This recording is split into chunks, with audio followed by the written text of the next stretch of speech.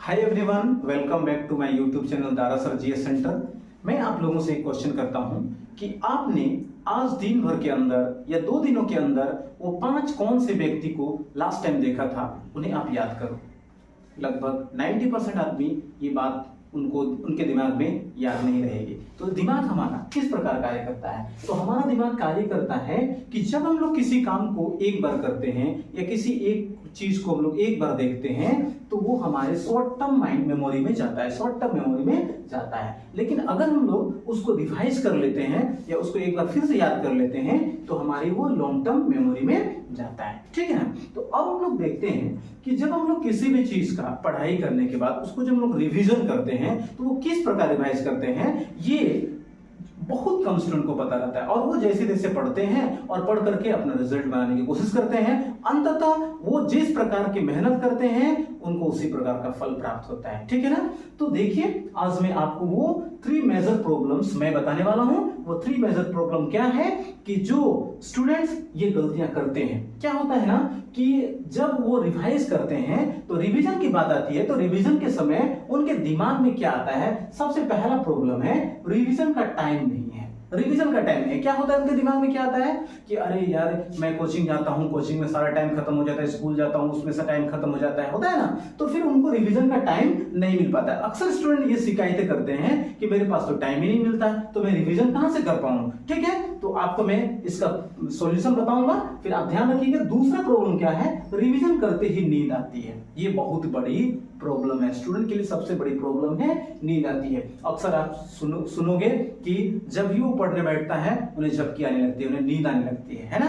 तो क्या होता है, ये नींद की प्रॉब्लम जैसे ही वो रिवीजन करना स्टार्ट करते हैं, एक बार तो सोच लेते हैं कि मैं रिवाइज करूंगा, ठीक है, लेकिन वो उन्हें नींद सताने लगती है। ठीक है ना? मैं इसका भी प्रॉब्लम आपको बताऊंगा कि क्या है इसका सॉल्यूशन नींद आने में, आगे मैं बताऊंगा। ठीक है, अब देखिए क्या है रिवीजन का मतलब क्या है। बहुत सारे स्टूडेंट्स को ये समझ में नहीं आता है कि आखिर रिवाइज क्या है, रिवीजन करना क्या है। ठीक है, तो रिवाइज का मतलब क्या है? क्या कुछ लोग बोलते हैं नोट्स पढ़ना, कि नोट्स में पढ़ूं या फिर अदर चीज या जो भी अदर बुक का स्टडी करूं। ठीक है, तो वो भी मैं आपको बताऊंगा। देखिए क्या है कि रिवीजन का टाइम नहीं है, तो उसका मैं एक आपको बताता हूं, शॉर्ट टर्म्स रिवीजन। अब शॉर्ट टर्म्स रिवीजन में क्या आता है, आपको ओनली 10 मिनट्स रूल। ठीक है, आप क्या कहते हैं कि मुझे रिवीजन करने का टाइम नहीं मिलता है, अक्सर लोग शिकायत करते हैं, लेकिन मैं आपको क्या बता रहा हूं, 10 मिनट्स रूल।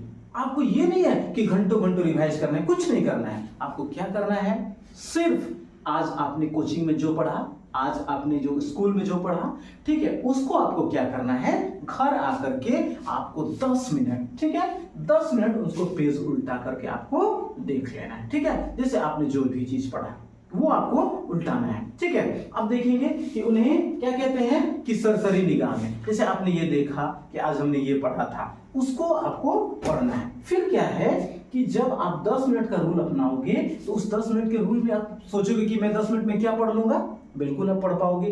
क्या करना है, उसके लिए आपको क्या करना है, अंडरलाइन इंपॉर्टेंट पॉइंट। आपको इंपॉर्टेंट पॉइंट जो पढ़ते हैं या आपको सर ने जो नोट करवाया वो चीज आपको नोट करके रखना है, और उन्हीं को आपको जो है ना ओनली 10 मिनट आपको रिवाइज करते जाना है। अब मैं आपको एक स्टोरी बताता हूं। क्या है कि देखिएगा कि अगर आपको एक रूम में 10 क्विंटल अनाज रखा हुआ है और उसको दूसरे रूम में ले जाना है, ठीक है ना, तो वो 10 क्विंटल अनाज को आपको 2 टर्म दिया गया, 2 बातें बताया गया। ठीक है, आप देखिएगा कि एक जो तरीका था कि आपको बताया गया कि आप इसको एक ही दिन में, ये 10 क्विंटल गेहूं या कोई भी अनाज हो, उसको एक रूम से दूसरे रूम में एक ही दिन में आपको वो ढो करके ले जाना है। ठीक है, और एक में क्या किया कि 5 केजी करके आपको प्रत्येक दिन आपको 5-5 केजी जो है वो अनाज आपको एक रूम से दूसरे रूम में ले जाकर रखना है। तो ऑटोमेटिकली आप कौन सा चूज करोगे, है ना? कौन सा चूज करोगे? आप निश्चित रूप से ये डेली वाला यूज करोगे। ठीक है ना, क्योंकि यही चीज आपको आसान बनाएगा। तो जस्ट 10 मिनट्स रूल आपको याद आ गया कि 10 मिनट आप अगर पढ़ोगे ना, 10 मिनट आपको देखना है, तो आपके सारे आपके लॉन्ग टर्म जो माइंड में है वो चला जाएगा, क्योंकि आप जो पढ़ा था वो आपको याद हो जाएगा। ठीक है, अब देखते हैं, एक है एक्टिव रिकॉल। ये क्या है?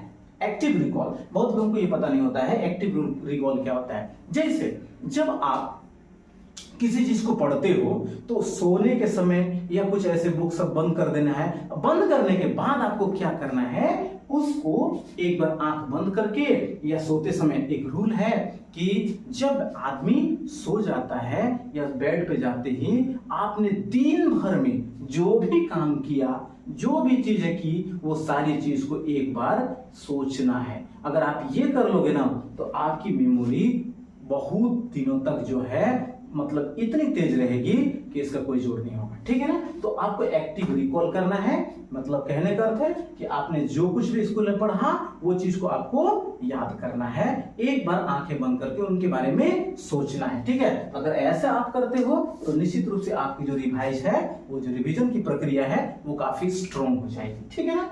अब देखते हैं अब क्या होता है कि लॉन्ग टर्म रिवीजन। अब लॉन्ग टर्म रिवीजन में क्या होता है कि आपको सब्जेक्टिव की बात आती है, सब्जेक्टिव क्वेश्चन। अब सब्जेक्टिव क्वेश्चन में क्या होता है ना कि जब थ्योरी आपको पढ़ना है, तो थ्योरी आपको जब पढ़ना है तो उसकी आप रिवाइज कैसे करोगे।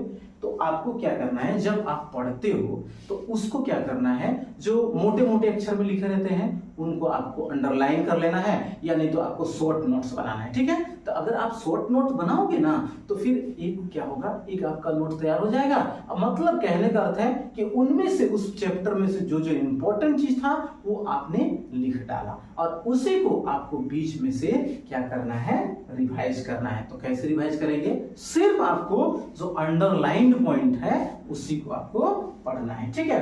तो रीड अंडरलाइन पॉइंट्स, आपको only for read underlines points को ही करना है। ठीक है ना। तब जाकर के आपका वो लॉन्ग टर्म रिवीजन मेमोरी में चला जाएगा। ठीक है।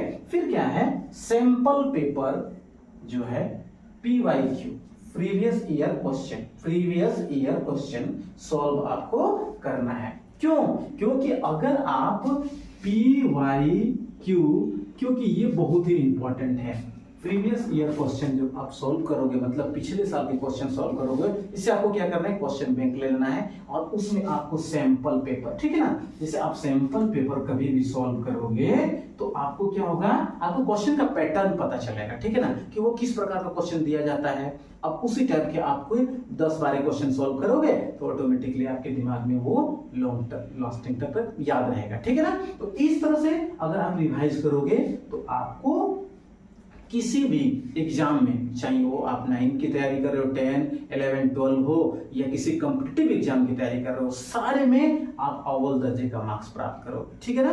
क्यों, क्योंकि ये एक ऐसा साइंटिफिक रीजन है जो कि आपके जो मेमोरी को जो है ना, वो आपकी मेमोरी को बहुत ही मजबूत बना देता है। ठीक है ना।